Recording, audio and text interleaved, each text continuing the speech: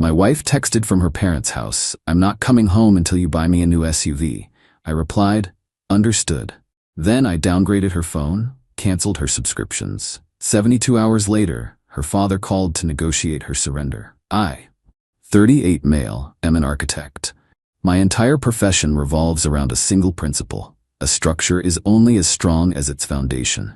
For 8 years, I believed the foundation of my marriage to Jennifer, 35, was solid, built on shared dreams and mutual respect.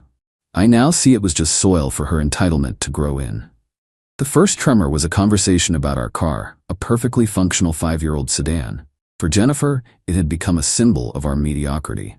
Her social circle was ascending into the realm of high-end SUVs, and she felt left behind.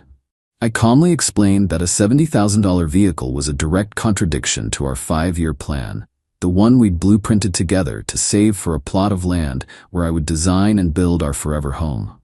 Our dream. Her reaction was a week of weaponized silence, punctuated by heavy sighs during luxury car commercials. Last weekend, she went to visit her parents, Robert and Barbara. A routine trip until the text message that landed on my phone Sunday night. "Jennifer, I'm not coming home until you buy me a new SUV. I've earned it." My parents agree. "Don't call me until you're at the dealership." I read it a dozen times. The sheer audacity, the transactional nature of it all, the casual deployment of her parents as emotional backup. It was an ultimatum, a hostile takeover bid for our marriage. Every instinct screamed at me to call, to rage, to demand an explanation. But I'm an architect. I don't improvise with sledgehammers when surgical demolition is required. Rage is chaos. A methodical response is structure. I typed a single word and sent it. "Understood." Then I opened my laptop and began drawing a new set of plans. First, the minor luxuries. Our credit card statement was a map of her lifestyle, a lifestyle I largely funded. I went online and logged into the 3 subscription services registered in my name: her curated clothing box, a gourmet meal kit, and a premium wine club. Cancelled. For the other miscellaneous boxes billed to my card, I knew canceling one by one would be a slog. So I took a more efficient route. I went to my credit card's website, reported the card as lost, and requested a new one with a new number be mailed to me. Within 48 hours, every recurring payment would begin to fail. Next, the digital umbilical cord. We had a top-tier family mobile plan, account in my name. I downgraded her line to the most basic plan available. No unlimited data, no hotspot. Just talk and text. Enough to call for help, not enough to endlessly browse the lives of people she envied. I then changed the passwords to all 5 of our shared streaming accounts. This wasn't about being petty. It was about implementing consequences that mirrored her actions. She had unilaterally declared herself a non-participant in our partnership until her demands were met. Very well, I was merely adjusting the resource allocation within that partnership to reflect her new status. The house fell silent. Walking past her home office, I saw the large format drawings for our dream house pinned to the corkboard. The intricate lines, the careful notes, the soul of our supposed future. A future she was willing to trade for a status symbol. The sadness was immense, a physical weight in my chest. It was the grief for the woman I thought I had married. But then I'd look at her text again. "I've earned it." And the grief would recede, replaced by a cold, clear-eyed resolve. The foundation was compromised. It was time for a structural assessment. Update 1. It's been 6 days. The initial silence from Jennifer was, I'm sure, smug. She had fired her shot and was waiting for the inevitable surrender. The first sign of trouble for her would have been small. A loading screen that never finished, a streaming app asking for a password she didn't have. The call came on Friday night. Not from her, of course. From her father, Robert. "Michael, good, you picked up," he began, his voice radiating a false, hearty warmth that always set my teeth on edge. "Listen, I think we've got a little misunderstanding that's gotten out of hand." "I'm not sure what there is to misunderstand, Robert," I said, keeping my tone level. "Don't be difficult, son. Jennifer's here, all torn up, says her phone is acting up, says you're being cold. I'm calling, man to man, to get this sorted out. We need to get her back home." There it was, man to man, the condescending pat on the head from the man who still saw his 35-year-old daughter as a prize to be managed. Her phone makes and receives calls perfectly. And she is welcome to come home the moment she decides to, I replied. A pause. I heard him sigh, a sound of manufactured patience. Look, she's a sensitive woman. You know that. She just wants to feel appreciated. A new car isn't a big ask for a man in your position. Her mother and I have always provided for her, and we expected her husband to continue that. The philosophy of her entire family laid bare. She wasn't my partner. She was a dependent whose care had been transferred. My position, I said, my voice hardening, is as her husband in a partnership built on respect. Ultimatums are not respect. Holding our marriage hostage is not respect. And frankly, Robert, you encouraging this behavior is the furthest thing from respect I can imagine. The bonhomie vanished. You watch your tone, he snapped. We are her family. We're helping her get what she is owed. What she is owed is an adult conversation with her husband, I retorted, which I am happy to have, alone, without a list of demands and without her family acting as her enforcers. This is the last time I will discuss my marriage with you. Jennifer has my number. I hung up. My hands weren't shaking this time. I felt a profound, chilling clarity. This wasn't a tantrum. It was a business tactic taught to her by her parents. They genuinely believed this was how you negotiated a marriage. They had misjudged their opponent. They saw me as a quiet, accommodating provider. They didn't understand that an architect's greatest strength is a deep, unshakable patience for process. They wanted a quick fight. I was preparing for a siege. The next morning, I didn't just email a divorce attorney. I booked a full paid consultation for the following week. It was time to get a professional survey of the damage. Update 2, a week after the call with Robert, they escalated, drastically. I came home from a site visit to find a gleaming black sedan, Robert and Barbara's, in my driveway. The front door of my house opened before I even reached the porch. It was Jennifer, flanked by her parents, her face a mask of serene confidence. Michael, she said, as if summoning an underling. We need to talk. Now. I stopped on the walkway. I agree, we can talk after your parents leave. Barbara stepped forward, her smile thin and sharp. Nonsense, Michael. We're here as mediators, to ensure a productive outcome. This isn't a mediation. It's an ambush, I said, my gaze fixed on Jennifer. I made my terms clear to your father. You and I. Alone. Don't be so dramatic, Jennifer shot back, her composure fraying. I'm not going in there alone with you. You've been hostile and frankly, you're scaring me. The accusation was so absurd, so transparently manipulative, that I almost laughed. I've sent one text message in 2 weeks, but if you feel you need protection, that speaks volumes. You have 1 minute for your parents to return to their car, or this conversation is over before it begins. Robert started to puff up, but Jennifer, seeing the finality in my expression, waved him off. Fine. Wait in the car. They retreated, their glares promising a later reckoning. She swept past me into the house. I cannot believe the petty childish games you're playing, she began, her voice rising. My data, my shows, my subscription boxes. It's financial abuse. Is it? I asked, closing the door. Or is it me ceasing to fund the luxuries of someone who has abandoned our home and our partnership? You are free to pay for your own entertainment, Jennifer. With what money? You know what I make. You're supposed to be my husband. And you're supposed to be my wife, I countered. The money you want to spend on a car is the same money we allocated for our house. I gestured toward my office, where the blueprints were pinned to the wall. Her eyes followed my gesture, and she scoffed. A real, guttural sound of derision.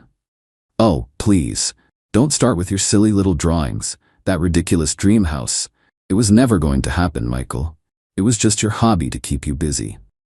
My hobby. Years of our shared future, the very soul of our financial and emotional planning, dismissed as a pastime. That single sentence was more brutal than any ultimatum. Before I could react, she strode into the office. I'm taking my things, she announced. She grabbed her designer handbag and laptop. Then she started pulling my first edition architecture books from the shelf and shoving them into a tote bag. Those are mine, Jennifer. My voice was dangerously low. Consider them collateral, she sneered. Then she reached for the corkboard. She unpinned the main elevation drawing, the one I'd hand-drawn on expensive vellum. And I'll take this, as a reminder of all your empty promises. In a moment of pure, spiteful rage at her loss of control, she began to fold it. Not carefully, but with a vindictive carelessness, crumpling the delicate paper, destroying hours of meticulous work. The man who loved her vanished. The husband who was grieving ceased to exist. All that remained was the architect watching someone demolish his life's work. I didn't shout. I stepped back, my phone already in hand, and dialed 911. "Yes," I said calmly to the operator, my eyes locked on Jennifer's horrified face. "I'd like to report a domestic disturbance. My estranged wife, who has not lived here for 2 weeks, has entered my home under false pretenses and is destroying and attempting to steal my personal and professional property." Jennifer froze, the crumpled drawing falling from her limp fingers. "No, there are no weapons," I continued into the phone. "But she is acting erratically, and her parents are waiting outside. I am concerned the situation could escalate. Please send a unit to keep the peace." I used their language, keep the peace. I wasn't asking them to be judge and jury. I was asking them to be witnesses and de-escalators. The game had changed. Update 3. It's now been 5 months since the ambush. To those who think the 911 call was a magic wand, let me assure you, it was not. It was merely the first move in a long, grueling game of chess. The police arrived as I expected. They were cautious, professional, and their faces tightened the moment Jennifer said, "I'm his wife. This is my house." They immediately declared it a civil matter. They didn't take my side or hers. But my strategy worked. I was calm. I had the phone log showing my request for her parents to leave. I pointed to the crumpled drawing and the books in her bag, not as a theft victim, but as the reason for the disturbance. Jennifer, on the other hand, was hysterical, alternating between tears and accusations. Her parents rushing in only made things worse. The officers did what they were trained to do. They de-escalated. They separated us and documented everything in a neutral incident report. The report stated the facts. Parties are married, but female party has been residing at parent's address for 2 weeks. Dispute arose over male party's personal property. Parties separated for the evening. It wasn't a criminal charge. It was better. It was a formal, third-party record of her instability and the exact timeline of our separation. My lawyer called it a perfectly preserved snapshot of the marital breakdown. The weeks that followed were hell. Jennifer lawyered up, and the demands began. Her attorney, a shark in a silk suit, painted me as a controlling, abusive monster. They filed for temporary orders, demanding exorbitant spousal support, exclusive use of the house, and a list of other absurdities. We ended up before a family court judge for a temporary hearing.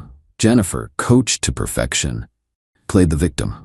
My lawyer simply presented the facts, her text message ultimatum, my calm response, the incident report, and my financial records showing the canceled luxuries versus her demands for a $70 car. The judge was not swayed by her theatrics. He was a pragmatist. He did not grant her the house. He did, however, award her temporary spousal support, a significant monthly amount that made my stomach turn. "She is your wife and has a lower earning capacity," he said flatly. "Until this is finalized, you will support her." This was her first win, and she and her family treated it like a lottery victory. This is where their entitlement became my greatest weapon. Jennifer's lawyer arranged a civil standby, where a police officer chaperoned her to collect her belongings. She took everything she could, but under the officer's watchful eye, she couldn't touch my books, my office, or my equipment. The following months were a slog of legal paperwork. Discovery, where we had to exchange every financial document. A failed mediation, where she and her lawyer refused any offer that didn't include a massive payout and the mythical SUV. All the while I paid the court-ordered support. And I watched. Her social media, which she foolishly left public, became a chronicle of her poor judgment. There were expensive dinners with friends, new designer clothes, a weekend trip to a spa. She wasn't banking the support money or planning for her future. She was desperately trying to maintain the facade of a lifestyle she felt she was owed, burning through my money as a form of revenge. My lawyer had me meticulously documenting every post. The foundation was crumbling, but not mine, hers. Final update. It has been 10 months since Jennifer texted me that ultimatum. Last week, the judge signed the final decree. The structure is demolished, and the site is cleared. The turning point wasn't a single dramatic moment in court. It was the slow, methodical accumulation of evidence. The final settlement negotiations were brutal.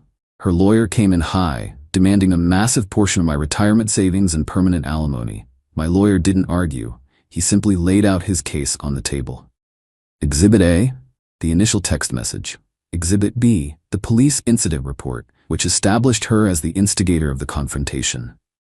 Exhibit C, a detailed log of her social media posts, cross-referenced with her bank statements, obtained in discovery, showing she had spent nearly all of the $20,000 in temporary support on non-essential luxury items. Exhibit D, her refusal to seek full-time employment despite the judge's recommendation at the temporary hearing. My lawyer argued that Jennifer wasn't seeking support for her needs. She was demanding a fund for her wants, a lifestyle she had made no effort to contribute to or sustain herself. Her behavior, he stated, demonstrated a consistent pattern of financial irresponsibility and a refusal to negotiate in good faith. The fight went out of them. They knew if this went to trial, she would be eviscerated on the stand. We settled. The terms were this. The marriage was short enough that permanent alimony was off the table. She was awarded a short period of rehabilitative alimony, far less than she'd been getting. We sold the house, as is common, and split the equity. After paying off legal fees, her share was significant, but nowhere near life-changing. She got to keep her car and her personal belongings. I kept my books, my professional assets, my retirement accounts, and my savings. The aftermath has been a study in natural consequences. Jennifer's winnings were quickly consumed by her legal bills and the deposit on a small, expensive apartment. The rehabilitative alimony helps, but it doesn't support her old lifestyle. The friends she was brunching with have faded away now that she can't keep up. She had to get a full-time job, not at a chic gallery, but in retail. She lives alone. Her parents, having spent a small fortune on her lawyer, have apparently adopted a new policy of tough love. Robert and Barbara didn't get their daughter a new SUV. They got a front-row seat to the consequences of their own enabling philosophy. As for me, the quiet in my new, smaller place is no longer lonely. It's peaceful. It's the silence of a cleared building site, ready for something new. I kept the crumpled architectural drawing. I had it professionally flattened and framed. It hangs in my new office, not as a monument to a broken dream, a blueprint of a vital lesson learned. You cannot build a shared future on a faulty foundation. It will always collapse. Last month, I put a down payment on that small plot of land. It's all mine. The new plans I'm drawing are more modest, but the foundation is impeccable. And I am the only architect.